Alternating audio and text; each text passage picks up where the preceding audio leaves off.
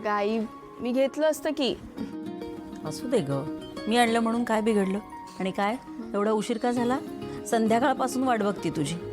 अगं आई, आज मला ना खूप मोठं भाडं मिळालं. हो आणि आता असं होत राहणार. तू नको काळजी करू.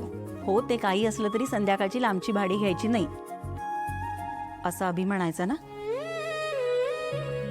ज्योती, अभि जिथे कुठे असेल ना तिथे त्याला तुझा अभिमान वाटत असेल बघ. बर तू बस, मी चहा आणते तुझ्यासाठी. हा आई थांब. माझी रिक्षाची पहिली कमाई.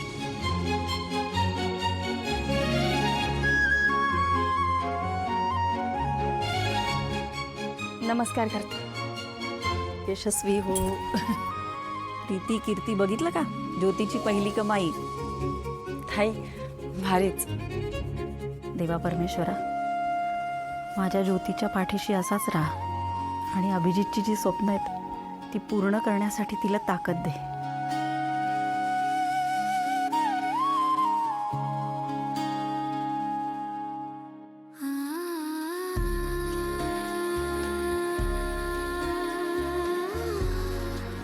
खूप अभिमान वाटतो तुझा.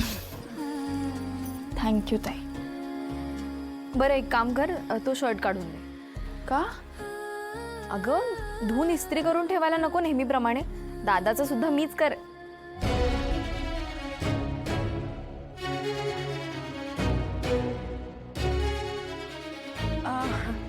ज्योतिताई, आज किती पैसे कमवलेस तू?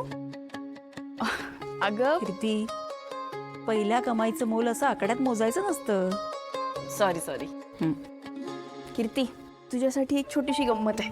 माझ्यासाठी का आणलंस? पिशवीत आहे. आई, चंदूची वेळ. अगं ज्योती, कशाला पैसे अगं एवढं काय त्यात, आणि तिला आवडते म्हणून आणली. पण कीर्ती, आई, एक तीळ 7 जणांच्यात वाटून खायचा. माहितीये मला ही गोष्ट. दादाने तर मला